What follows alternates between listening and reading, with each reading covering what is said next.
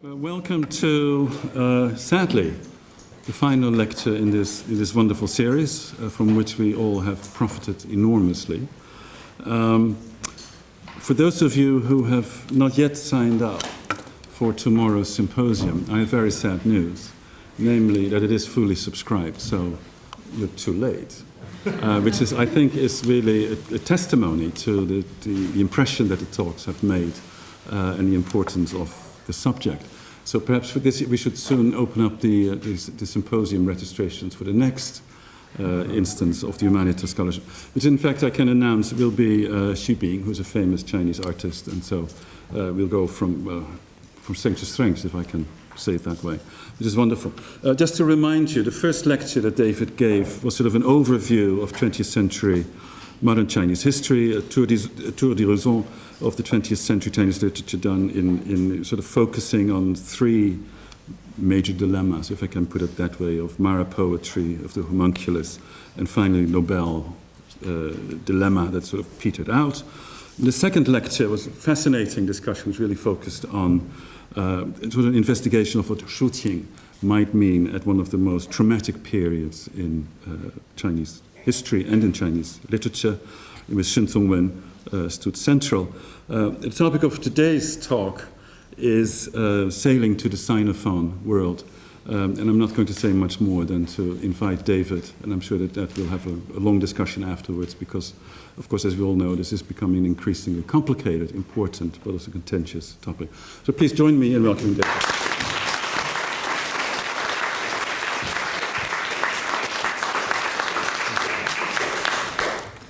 Thank you very much, Hans, and good afternoon, ladies and gentlemen. Well, I would like to start my lecture for today with a composite picture with 10 images. And I suppose for those who love modern Chinese literature, perhaps you can identify some of these images. But in the interest of the time, probably I should just go over to introduce to you who they are. From the top left, Gao Xingjian, who is right now in France. Of course, he is the Nobel laureate in the year 2000. Next to Gao, San Mao, I think probably some of you still remember who she was, the late woman writer who was extremely popular in the 1970s and early 80s. She married a Spaniard, and then the couple moved to live in North Sahara Desert. So she primarily was writing from the perspective of Africa.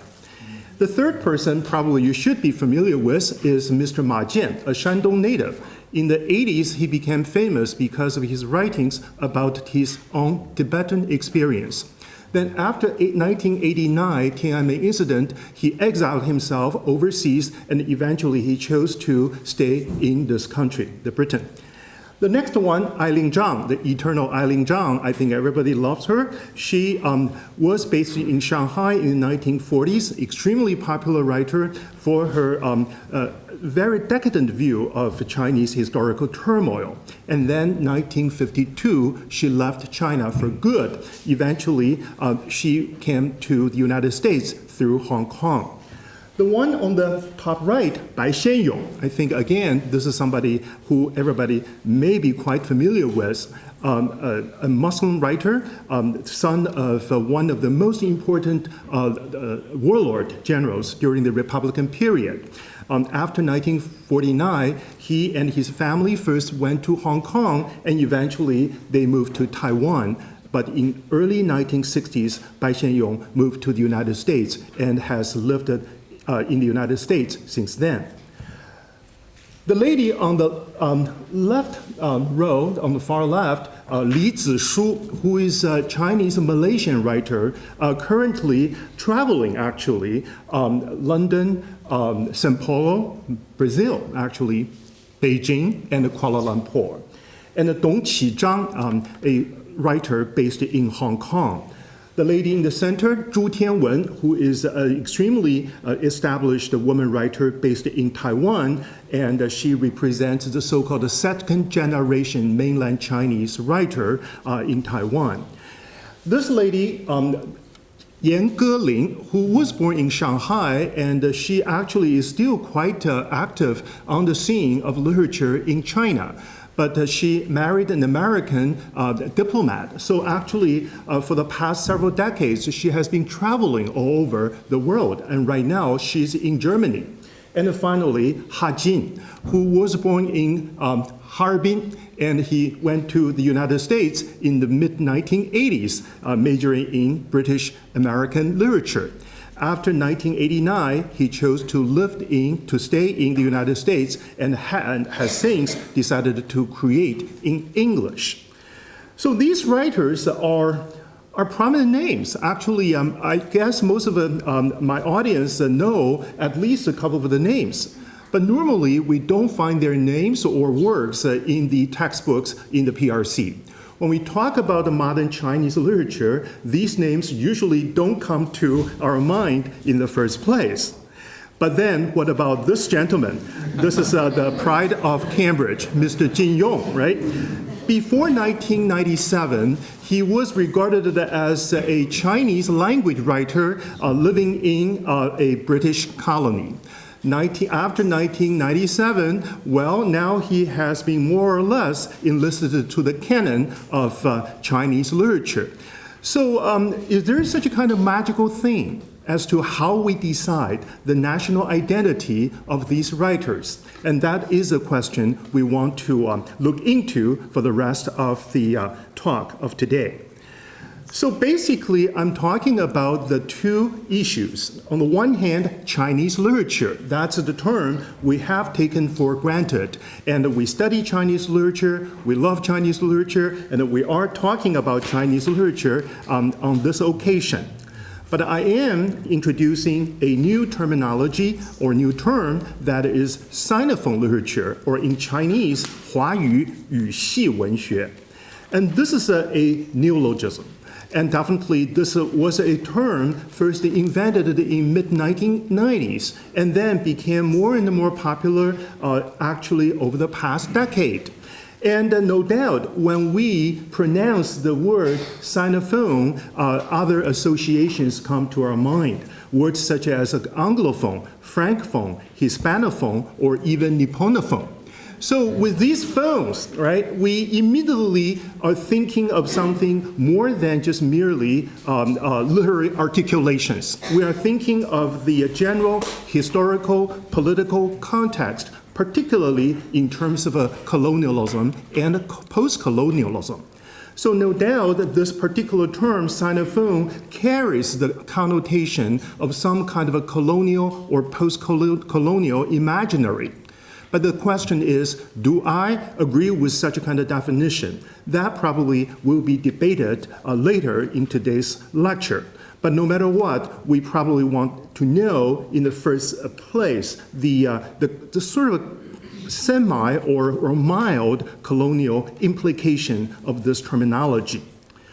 Why do we want to invoke a term such as Sinophone or Sinophone literature? Well, haven't we had enough terminologies referring to a whole range of literature produced overseas, either by exiled Chinese writers or expatriate Chinese writers, and so on and so forth? When we take a look at the literary textbooks in the PRC and partially in Taiwan, terms such as this come into view. Terms such as 华侨文学, overseas Chinese literature. That's the most commonplace, particularly before 1949.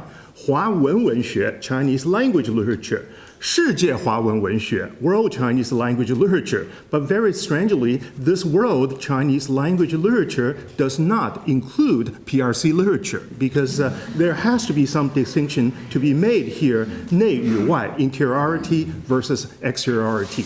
海外华文文学, similar kind of argument, and 汉语文学, Han Chinese language literature.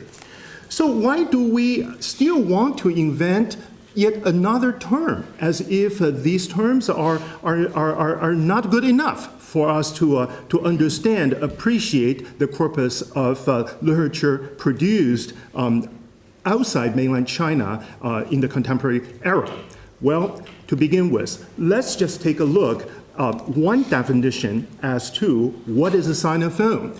And again, Shi Shumei, I'm going to refer to her again and again, one of the most important critics who has engaged with Sinophone studies for more than a decade. And she definitely deserved the credit for the one who has made the Sinophone truly a popular and sometimes contentious subject matter, particularly in the academia in North America. According to Professor Shi Shumei, the Sinophone is defined as a network of places of cultural production outside China. So geographically, this is crucial. And on the margins of China and the Chinese-ness, again, a second interpretation of this geographical and spatial direction, where a historical process of heterogeneizing and localizing of continental Chinese culture has been taking place for several centuries.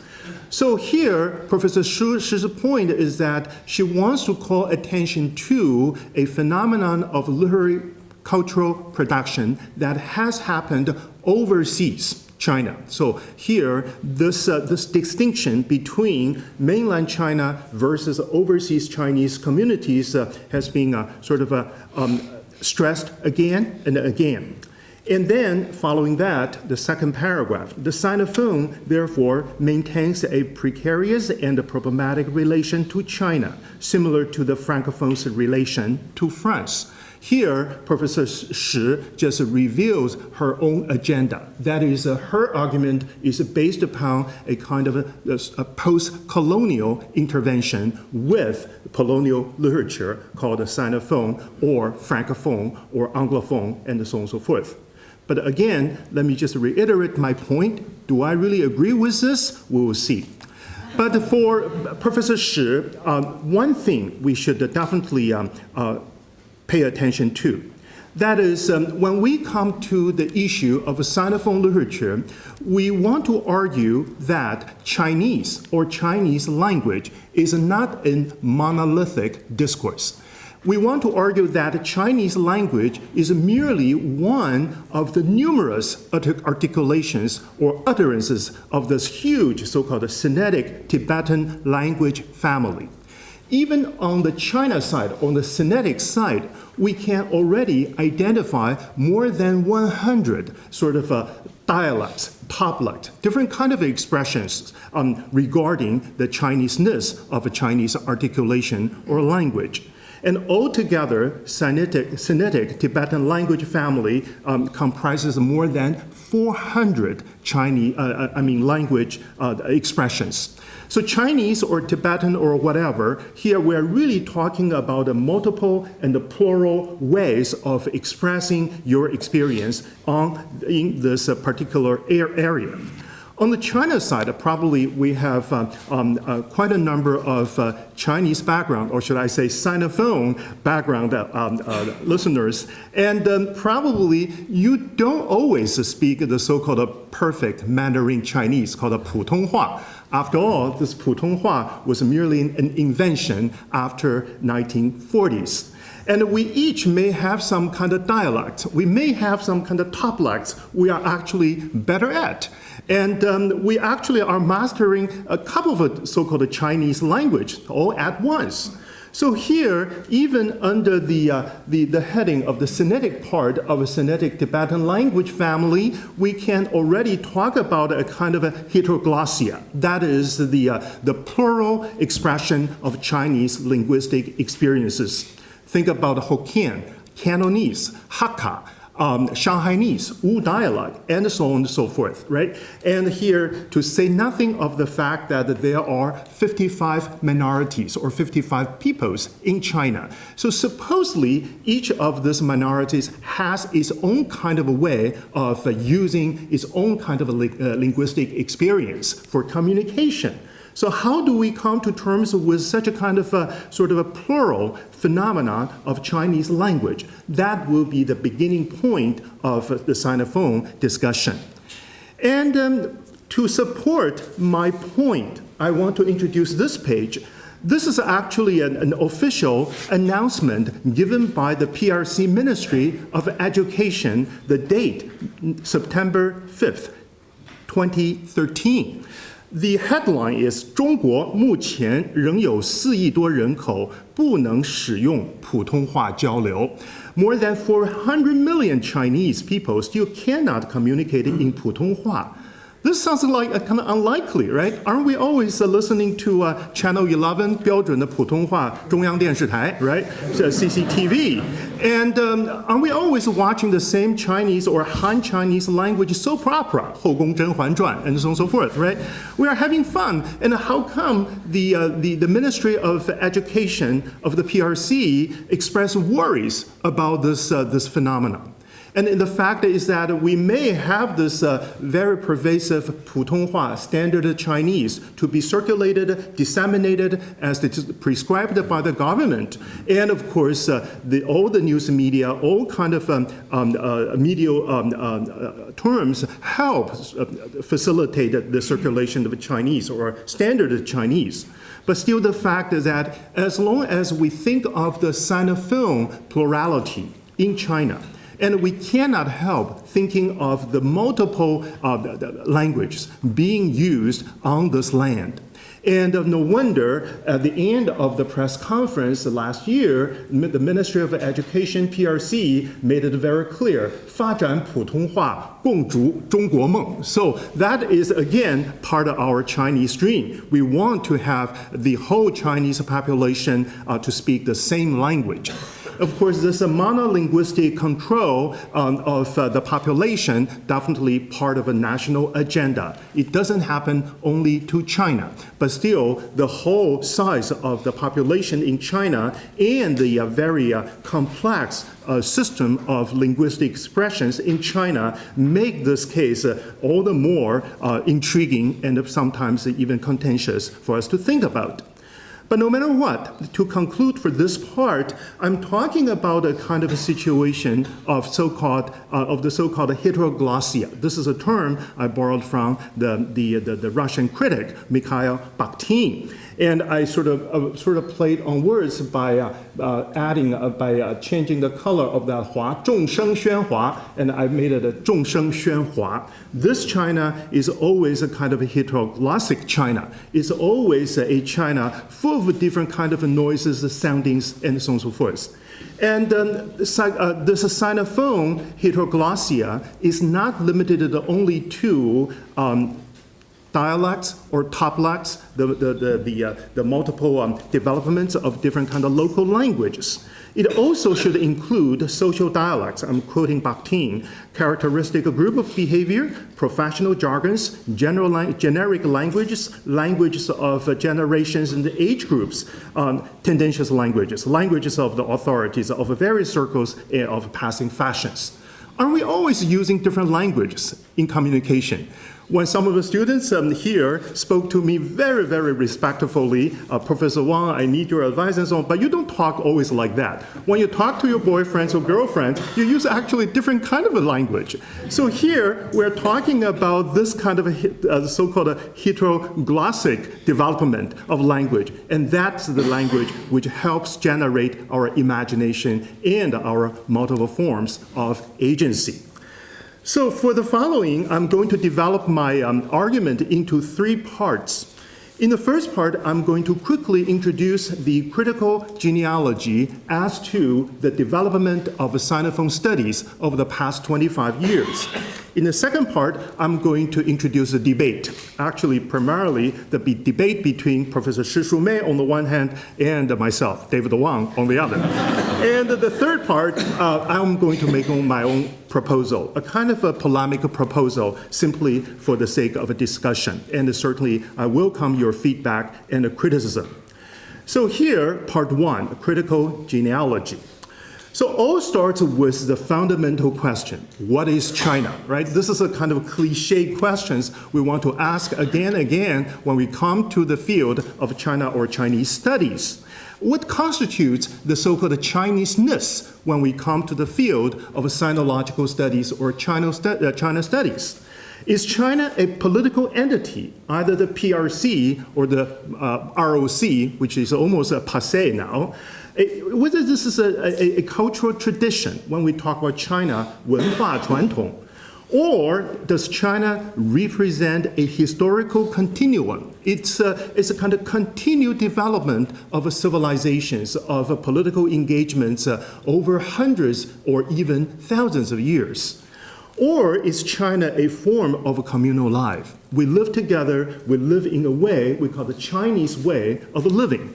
Or finally, is China a kind of a national imaginary? Is China a kind of a desire, right? And this desire sometimes can be concocted, can be actually facilitated by national machine for a specific purpose. We all have this feeling for some kind of sort of national belonging, particularly in the China case. Think about the Beijing Olympics, think about the Shanghai Expo, and so on and so forth. China there is being sort of foregrounded as the target of collective imagination, or should I even say, collective desire.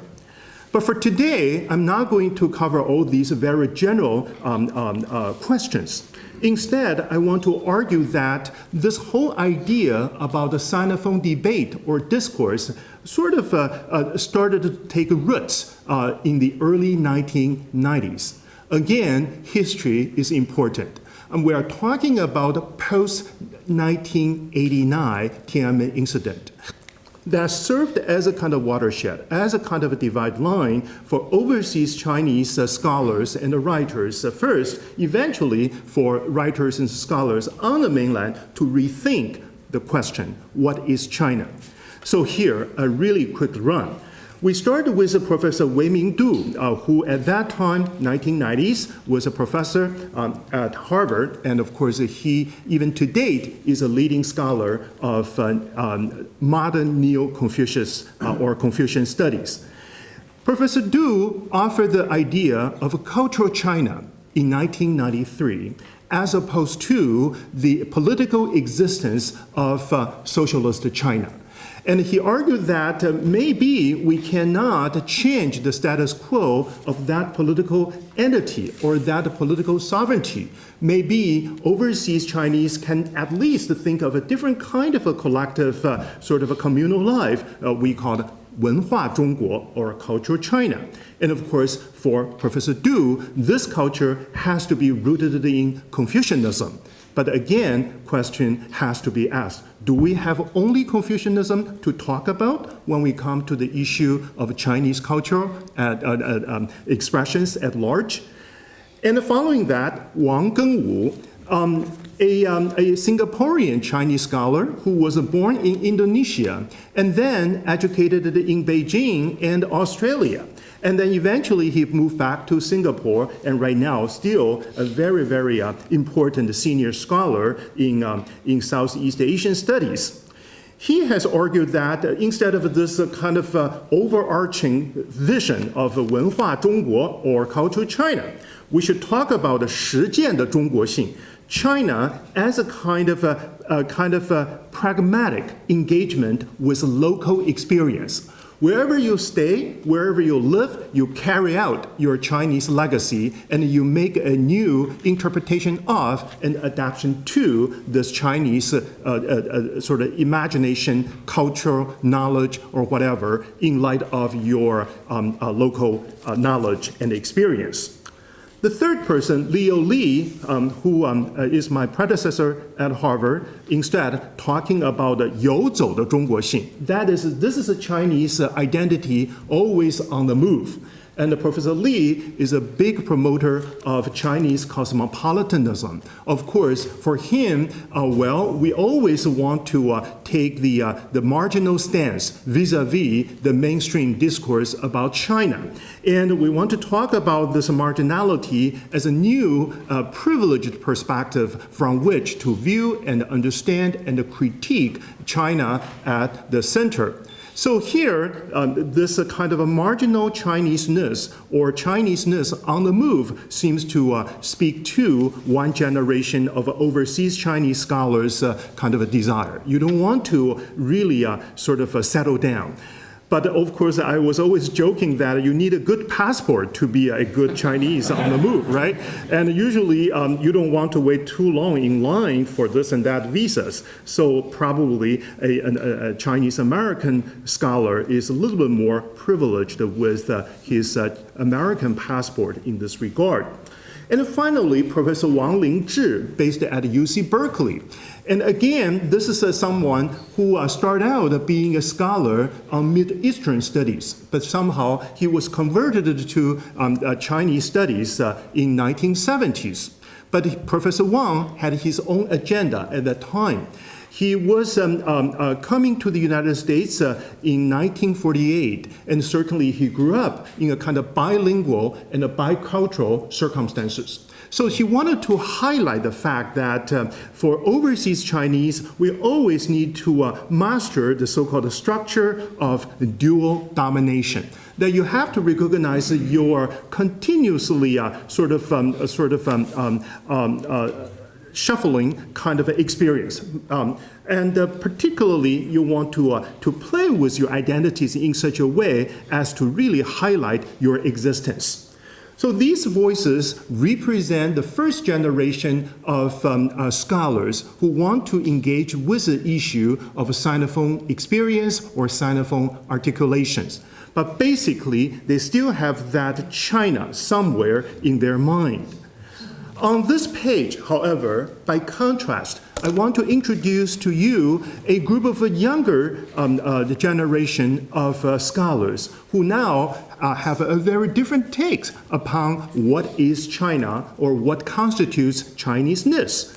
Ray Chow, a scholar who was born in Hong Kong, trained at Stanford, currently teaching at Duke University, years ago has already come out to argue about that we don't really buy this idea of a consanguinity. We want to really to work and act against the notion of a Chinese consanguinity. That means 血浓于水. That's a Chinese cliche that we are all a family or the same family because we share the same blood or whatever, kinship and so on. For Ray Chow, identity is not a kind of a priori sort of imposition. Identity has to be continuously debated and has to be continuously redefined in light of changing historical circumstances. That's a very radical kind of a stance now. For Ian Ang, this is even more interesting. She is a so-called Paranakan, a sort of a mixed blood, born in the kind of Chinese Indonesian family. And she was actually trained. She had her education in Netherlands, no doubt. There's a Dutch connection here. And then now she's based in Australia as a professor. So again, you can see this trajectory of travel or move in her case. And Professor Ang argues that I may have a Chinese-looking face, but to begin with, I'm not a Chinese. I am a Paranakan, a Baba, a mix, right? And my education and my living experience have taught me that I want to find my national identity based on my own choice and my own decision. And I don't want just to succumb to these sarcastic questions. This is particularly referring to Ang's own experience in Taiwan one day when she was taking a cab, a taxi. The driver said, "Aren't you Chinese? You look like Chinese," right? Because of Chinese face. But can you speak Chinese? That's usually the second question. 你看起来像中国人，你就非得说中国话不可。But Yang said, well, I happen to be the Chinese who doesn't, who can't, who is not willing to speak Chinese, right? So here, again, you have this very polemical engagement with the so-called inborn sort of native identity. And the final case in point is Ha Jin. As I pointed out just now, Ha Jin decided to stay in the United States on permanent basis after 1989 Tiananmen incident. And after that incident, he decided to create primarily in English.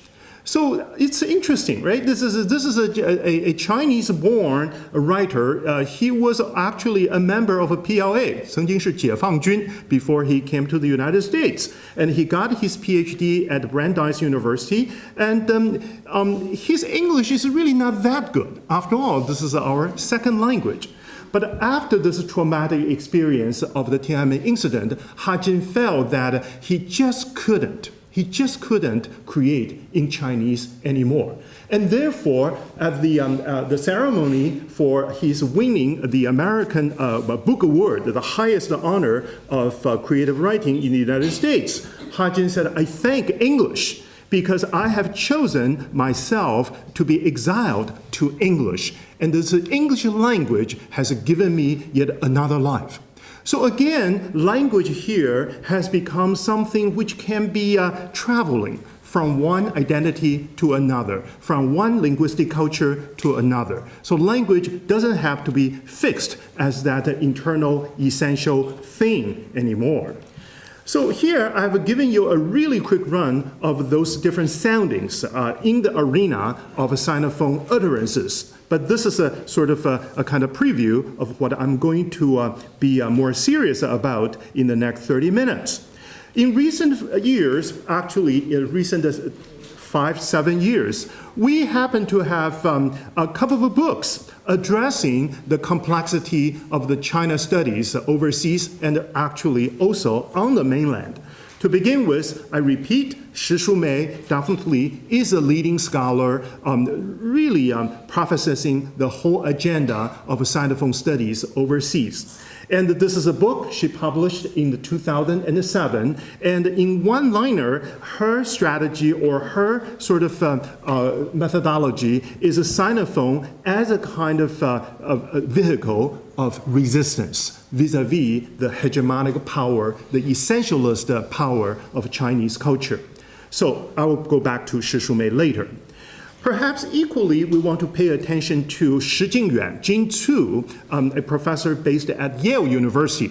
And she, together with her family, emigrated to the United States when she was only 6 years old. So she primarily grew up a Chinese American. And in the year 2009, she published the book Sound and the Script in Chinese Diaspora. And I'm not going into the details of her argument. Here, I primarily just want to suggest that for her, Sinophone studies refers to a kind of sort of agency of a governance instead of a resistance. So now we can see the oppositional stances taken by these two lady scholars. On the one hand, we must use a Sinophone as a way to fight back. On the other hand, Shi Jingyuan in a typical Anglo-American pragmatic tradition. Why not we find a middle ground? Why not we find a Sinophone as a way of a kind of a governance? But also, I would like to argue that Professor Ge Zhaoguang, this is somebody who actually is based in the PRC. Actually, I think many of our PRC colleagues and the students and probably know him at least by name. One of the most respectable scholars in Chinese history, particularly intellectual history. 2 years ago, Professor Ge published a book in Chinese, 宅兹中国, Here Resides China. His hidden agenda is very intriguing because primarily he sets out to historicize the whole idea of China, how China has come about over hundreds and thousands of years of Chinese history and civilization. So Professor Ge, in this book, traces the origin of China, now with quotation marks, way back to the Xizhou, to the Zhou dynasty, 2,300 years ago. So for him, China is no longer just merely a given. China, instead, is a kind of a historical knowledge. And this knowledge has undergone transformations generation after generation, till the point China has become identifiable with this political sovereignty we call China as a nation. So that probably is the gist of his argument. And the other project Professor Ge is also engaging in at this moment, viewing China from the periphery, probably is equally significant.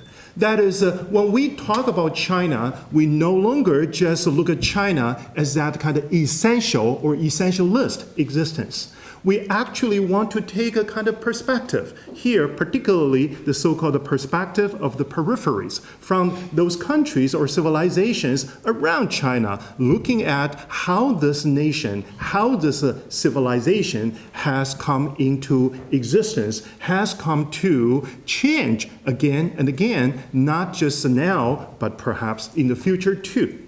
So all these engagements actually have something to do with the prevailing discourse, which now seems to be prefacing by our colleagues, many of our colleagues in China. I think we have heard so much in recent years about we want China to be a 强大的国家. 中国崛起, China is rising, right? 和平崛起, however. And 世界, right? Not just 世界, but also we are 天下. We have to really gain back this grandiose vision of under the heaven. And in the meantime, we have colleagues who have offered the following sort of theoretical interventions with what makes of China, such as a tributary system, kingly hegemony, great commonwealth, and even unification of three orthodoxies. 通三统, 不是一统, 三统. Confucianism, Maoism, and the Deng Xiaopingism.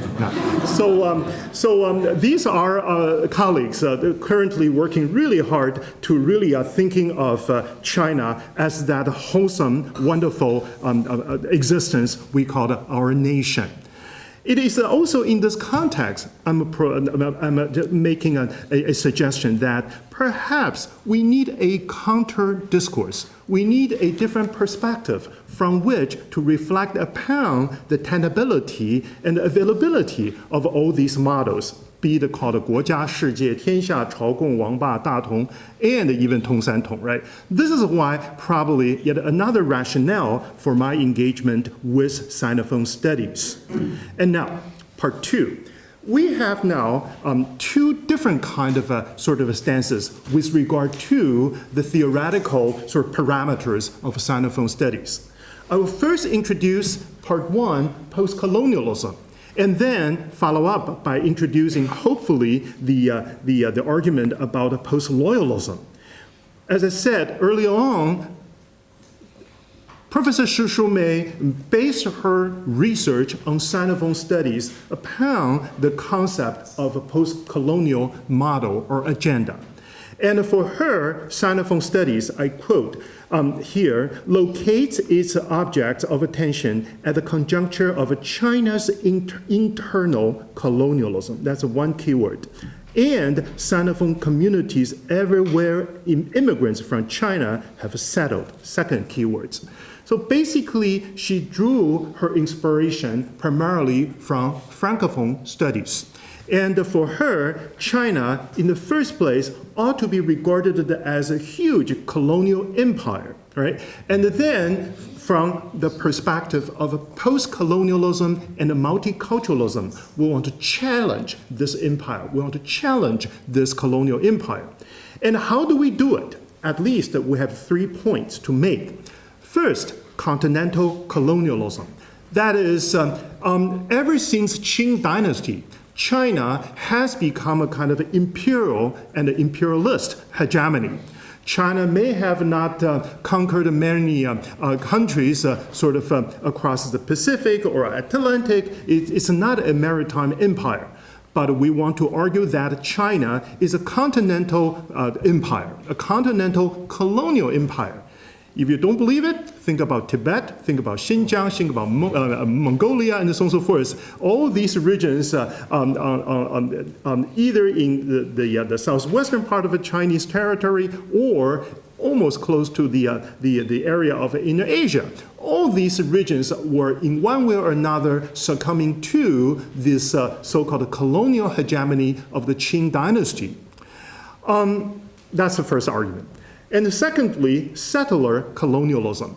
That is, ever since the 18th century, Chinese immigrants went to particularly Southeast Asia, settled there, and they actually are blamable for becoming settler colonialists. That means that they are, of course, the settlers just arriving on this new land. Singapore, Malaysia, Indonesia, and so on and so forth. But they were able to use their capital, they are able to use their violence, and eventually they managed to appropriate the land, property, or other kind of sources of nature from the locals. So this is a kind of a so-called settler colonialism, which according to Professor Shi should be equally criticized and critiqued. And finally, anti or against diaspora. For Professor Shi, once we have come to a new area, probably here, England, for me, America, or wherever, we should try our best to 落地生根, to settle there, right? And we don't want to indulge ourselves in this kind of morbid, everlasting sentiment, so-called diaspora. We shouldn't really imagine that once upon a time, my family came from China. We should simply happily embrace this new cultural and political environment. And this is where our new roots are. And therefore, instead of talking about diaspora, which of course many of you probably understand was very, very popular critical discourse in the 1990s, instead of talking about diaspora, we want to talk about a settlement, right? So here we have three arguments made by Professor Shi. Do I really agree with her? To be frank, no. Here, and whether Qing Empire is truly a colonial empire, well, unless you really expand the definition of 19th century colonial imperialism to such a kind of incredible large extent, you may want to talk about China, particularly Qing China, as a colonial empire as defined by 19th century Western capitalist and expansionist kind of project, national project.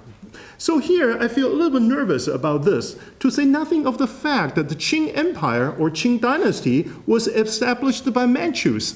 And here, I thought this is a perfect example of a Sinophone kind of entity, right? I thought Professor Shi should have celebrated this Sinophone kind of conquering of the whole Chinese mainland.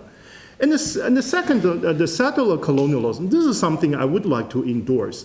I think that the new immigrants should never give themselves this privileged positions as we are immigrants, therefore we are innocent, we are vulnerable, and so on and so forth. So when the Han Chinese immigrants went to Taiwan, generation after generation, see how much damage they have done to the local aborigines. So we ought to be very self-critical and self-reflective. But the third, against the diaspora, this is a kind of yes and no. We know that once we have settled somewhere, we call it England or America and so on and so forth, we really want to start our family all over again. We want to have a new cultural system to go by. But does it really have to mean that we just cut off our roots to the past? Would that be easy? Wouldn't it be that easy to just say goodbye to our ancestral, cultural, linguistic heritage? So here, I'm afraid this against the diaspora is a good cause, but probably it has come too handy and too easy. And so, in other words, standing here, I probably can say that I'm not ready yet to give up my Chineseness. But how do we define this Chineseness? Or how do we come to terms with Chineseness? That's another question.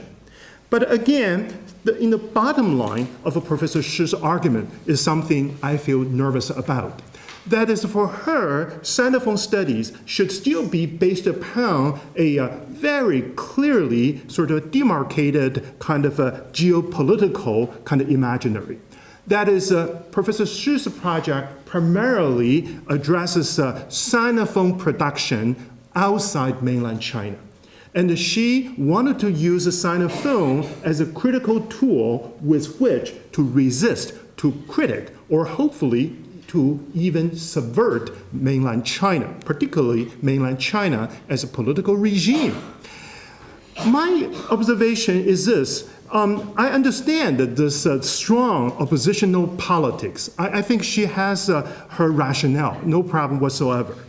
What I'm worrying about is whether this is a kind of a falling back upon the good old traditional post-Cold War geopolitics. That means we draw this artificial sort of geographical line. We want to say China, that's a socialist and communist China, and here Singapore, Taiwan, Malaysia, and Macau, Hong Kong, to a certain extent, probably should find some kind of a coalition, solidarity vis-a-vis that power.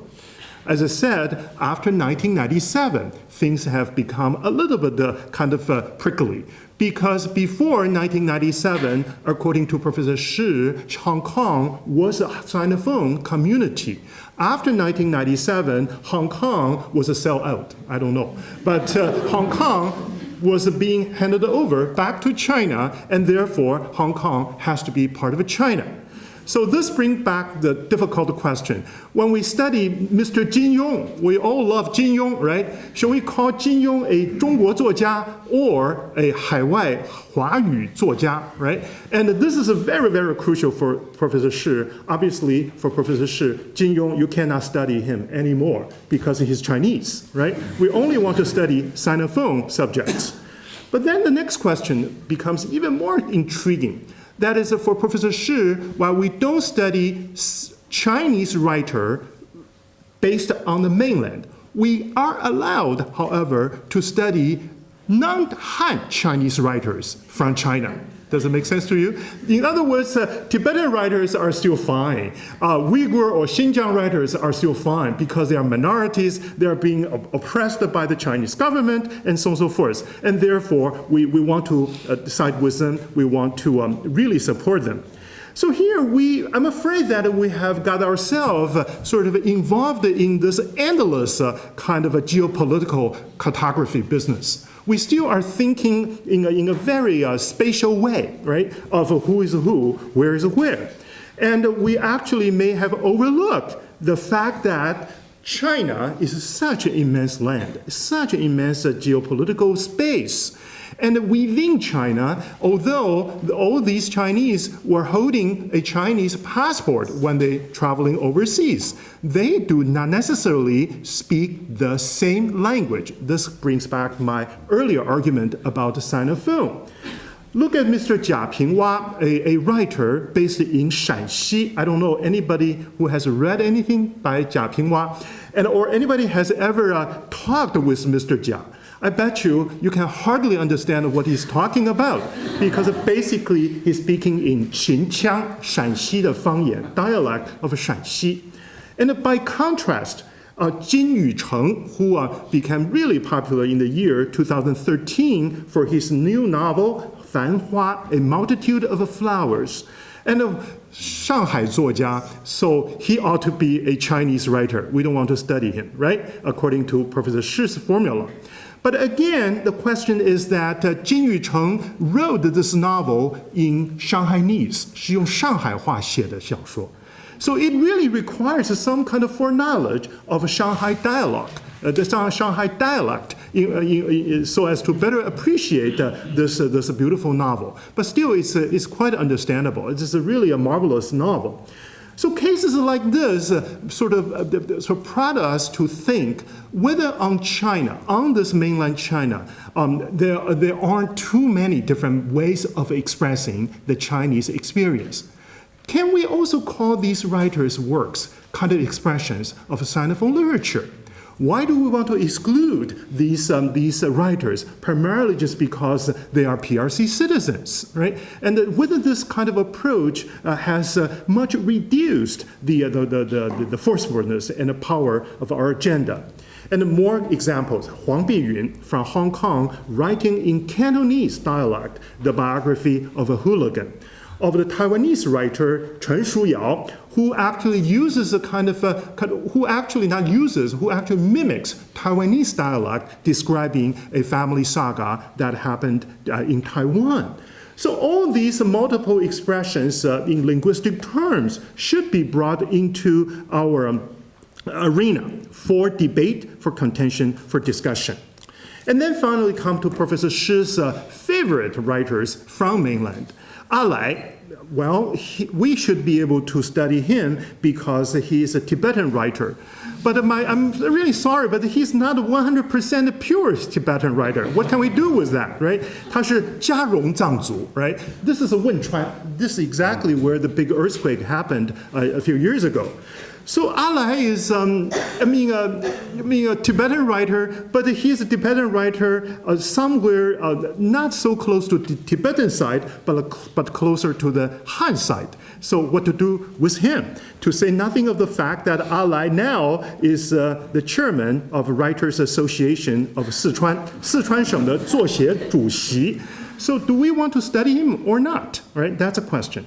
And yet, the ultimate question is someone like Zhang Chengzhi, a Shandong native from a Muslim family. And of course, he actually, some of you probably know this fact, he was one of the namers of Red Guard. 红卫兵, the term was actually invented or invoked by Zhang Chengzhi and fellow students in the year 1966, an ultimate Maoist, even to date. And yet, he is a very pious Muslim. And he actually believes in a special kind of Islamic sect, the Zhehe Renye sect. It's a very radical sect. And to the point, he made this announcement, 我的根在西亚的阿拉伯，不属于中华民族. So how do we describe a writer like Zhang Chengzhi, who by his birthplace, by his passport, is definitely PRC citizen? So all these questions actually complicated Shi Shumei's argument. And as a result, so I feel really we may want to rethink the whole rationale of engaging with the Sinophone literature. And the following will be a kind of very brief description of my proposal. So here, instead of post-colonialism, I would argue for a kind of post-loyalism, a kind of post-loyalist approach to the Chineseness, either on the mainland or overseas. Here, I give a definition. The loyalist original, 移民 in Chinese terminology. Try again. In Chinese language, 移民. I'm sorry for the presentation of the screen. I was actually playing with the different kind of 移民. 移民, 移民, 移民. 移民 means immigrant with that yi as a dispersal or migration. Yi as a loyalist, all right, traditionally those political subjects who claim that they were loyal to a dynasty that is already a bygone political fact. And a yimin, foreigner or estranged a citizen of a new land. So the loyalist originally indicated the political subject out of touch with his times. As a mourner of a past polity and a culture, the term loyalist derives its meaning from the crumbling margins of legitimacy and subjectivity. This is a traditional definition of loyalism. We call it Ming loyalism, 明代的移民, 清代的移民, and so on and so forth. But here, I want to give this terminology a little bit touch of the postism. So post-loyalism, or the post, in post-loyalist, therefore, suggests a kind of liberation from existing confinements of loyalist discourse. In the 20th century or 21st century, we don't talk about this traditional loyalist feeling anymore. This is supposed to be a democratic age, supposed to be a socialist age. We're not supposed to pledge allegiance to some kind of royal family anymore. Probably here still. But anyway, but in China, the post in post-loyalist, therefore, suggests a liberation from existing confinements of a loyalist discourse. The truth, I argue, is not so. The loyalist consciousness perpetuously hints at a vanished space in time, fixating upon a political orthodoxy that may have never been even orthodox. In other words, post-loyalism points to a kind of political fantasy or political thoughts that make those subjects, someone like myself or whoever, either overseas or in China, thinking of some kind of political and cultural orthodoxy, either in the past or anticipatorily in the future. You want to be feeling that you're part of the tradition. If there's no such a kind of tradition or orthodoxy or heritage available, you don't even mind inventing an orthodoxy, heritage, or legacy, so you can really feel comfortable about and you can really feel you want to abide by. In other words, if loyalism refers to a kind of political thought based upon anachronism, always out of joint with time, after the dynasty falls, you suddenly feel you still have this lingering feeling for the bygone society, bygone dynasty. I want to argue that post-loyalism refers not only to this mere sort of anachronistic imagination of the past. Post-loyalism perhaps also propel even post-socialist and postmodernist subjects to think of some kind of a futuristic legacy, orthodoxy, nation, tradition, and so on and so forth, and for which you want to express your love or you want to express your feeling.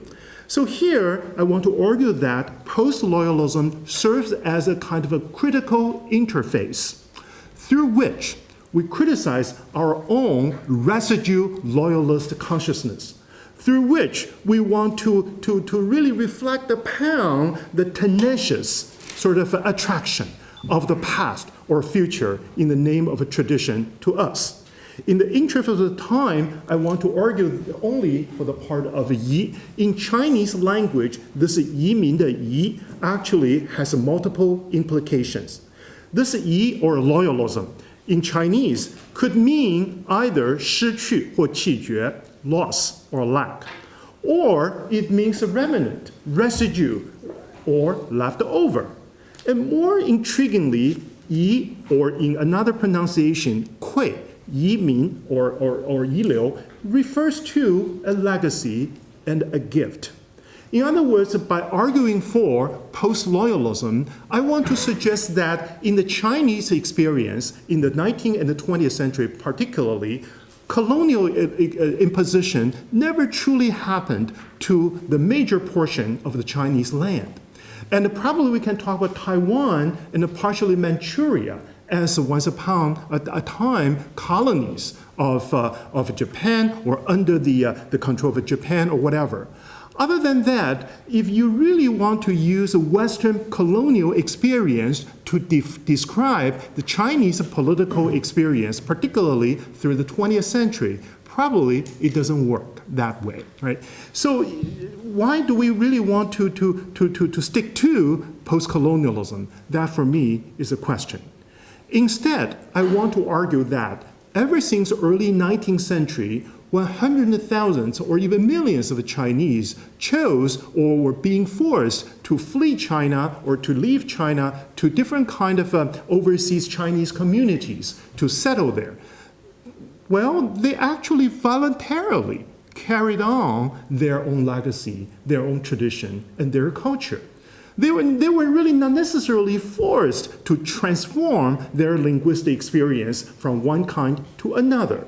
And when you go to Malaysia, when you go to particularly Taiwan or Hong Kong, you still see lots of historical reminders of how the locals try very hard to preserve the tradition handed down by their ancestors.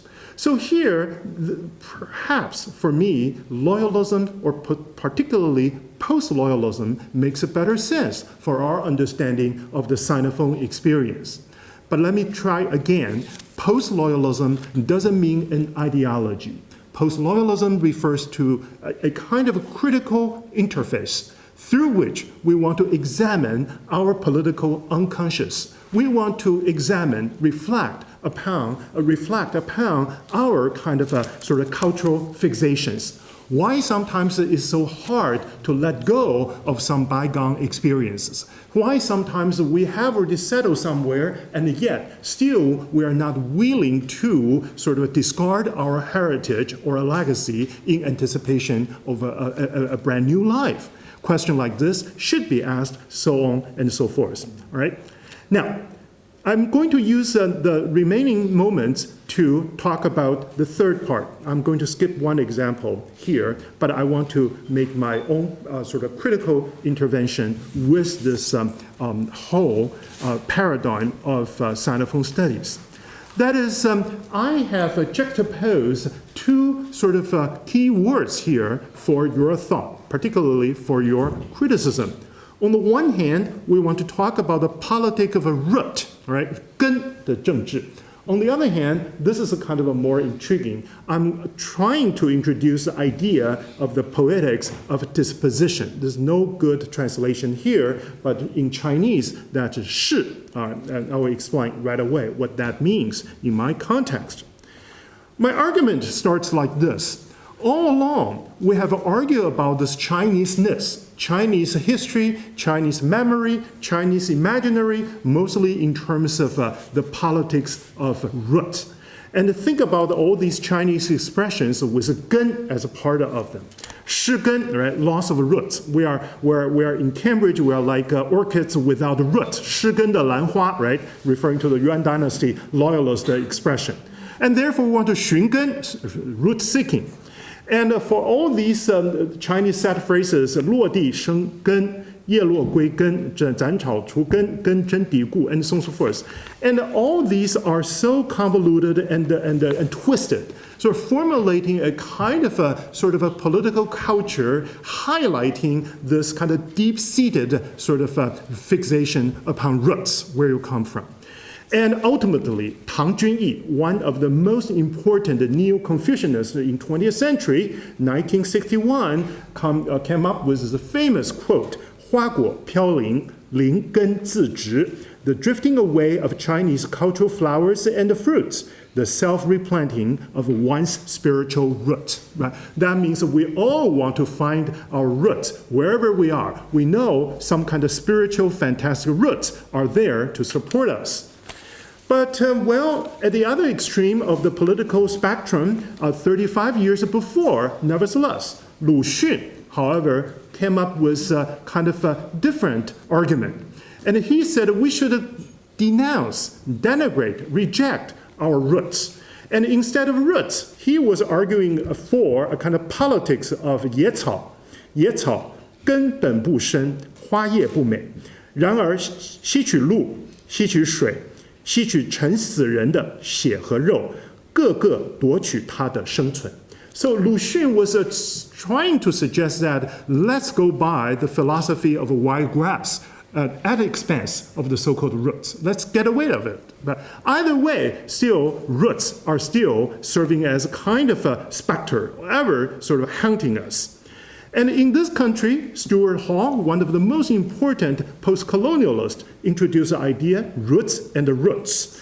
And across the street, Deleuze and Guattari, the two French scholars, talking about the whole idea of a résumé. That means instead of one sort of a very well sort of developed kind of system of roots, let's talk a rhizomatic kind of formulation of our culture. Very, very French, very anarchist and carnivalesque kind of engagement with the idea of roots. But all these arguments are more or less related to the spatial and a kind of positional association with the metaphor root. Here, I would like to argue, however, maybe beyond the geopolitics and the geopoetics of a gun or root, we want to think about the poetics and the politics of a shi. What is shi? This is kind of difficult for me to explain here in a short time. Let me just try. First, shi means 势力, right? Power, force, historical agency. 历史的大势已去, and so on and so forth. Secondly, shi has a kind of military kind of a association, strategy, military strategism, and so on and so forth. And thirdly, very peculiarly, shi has been one of the most important keywords in pre-modern Chinese cultural and aesthetic discourse. When we talk about the painting, when we're talking about the Chinese calligraphy, we talk about 运笔要有势, right? You have to really express yourself through your manipulation and the disposition of your manual power to formulate kind of 势 in your calligraphic exercise or in your sort of a painting and so on. So 势, the third line, refers to disposition, artistic propensity. So here I want to sort of again go back to traditional Chinese literary thought, trying to find new sources of inspiration as ways to rethink the possibilities of rethinking Chinese or Sinophone imaginaries. And this 势 in the past few years has been taken up by scholars, this is again, I'm so sorry, a French, François Julien, and the Singaporean scholar Xiao Chi. They both have sort of called attention to this discourse of 势 in Chinese artistic and cultural discourse. So 势, in this sense, has both its political implication as well as aesthetic and cultural implication. So, to conclude, if we want to talk about the politic of root as a kind of a position or positioning, as a kind of a spatial management of where you are, right? It always points to the boundary. You always point to some kind of a attempt at a cartography. I want to argue that maybe equally we want to pay attention to the poetic and the politics of disposition and propensity. 势的诗学, and it's a kind of momentum. It's a kind of a agency or capacity. With this agency and capacity, we traverse geographical boundaries. Like us, we travel all the time. Through internet world, we actually visit different kind of spaces. And we actually are thinking of China always already in multiple senses. We want to really highlight this kind of poetics and politics of propensity, waiting for the right moment, 蓄势待发, or 因势利导, following the trend of the agency, or to make good use of a certain kind of agency and a force to carry out our agenda. Instead of Shi Shumei's kind of a strategy to take China head on or face on, I want to argue that as a literature person, we cannot go out of campus to engage in revolution tomorrow. Instead, we still go back to our text, or our textual site. We still study and we still look at our textual evidence through which we discover and we generate and we prepare different kind of forms of propensity or agency or force in anticipation or different or better China in the future decades or future the generations to come. Now, conclusion. I would like to conclude today's examination of the Sinophone studies by asking 5 questions. I don't really have the definitive answers yet, but this 5 questions may be, again, starting points for us, for our continued sort of engagement with the Sinophone issues. First, the spatial polemics and the politics. Whether Sinophone literature versus a Chinese literature refers again to this kind of a simple, simplified, dichotomous sort of a diagram. Exclusion or inclusion, exteriority versus interiority, diaspora versus settlement, hostility versus hospitality, or resistance versus governance. I don't think the simple answer can be available. I think we definitely need to use our imagination and our intellectual engagement to truly create a new kind of a form, new kind of a 势, in my terminology, to make the whole study much more complex. And the Sinophone articulations. We talk about the soundings. We're talking about this acoustic effects of Chinese. But what about the inarticulate articulations? What about non-synesthetic articulations? Is Hajin, who writes in English, part of the Sinophone world? Question like this. What about the ellipsis? What about silence? Thinking about Liu Xiaobo, who is now putting into silence. Isn't that also a kind of a Sinophone sort of articulation we want to think about? And the third, on the human condition. Sinophone studies shouldn't be limited merely to what I describe as a post-Cold War politics. Unfortunately, I thought Professor Shi is still thinking about 他们跟我们, 海内跟海外, and so on and so forth. I think that's way too simplified. I want to argue, however, the human condition applies to class, to gender, to ethnicity, to even to psychiatrical conditions, both on the mainland and overseas Chinese communities. And all these overseas communities do not necessarily always form a kind of solidarity vis-a-vis that big China. We want to diversify our attention. We want to look into the human condition as such. Fourth, media and mediality. Different kind of forms of artistic expressions point to different kind of medial conduits of expressing our Sinophone experience. And the fifth and the last, where is the historicity of Sinophone studies? For me, at this moment, seems to me we have put too much emphasis upon the Sinophone condition after 1949, as if Chinese history didn't start till that year. I want, however, to open up the whole historical sort of scope to look into, in a kind of a retroactive way, different kind of possibilities of understanding Chinese history from a Sinophonic sort of perspective. With this sort of agenda in mind, I probably then can say I look forward to a very prosperous development of Sinophone studies in the years to come. Thank you.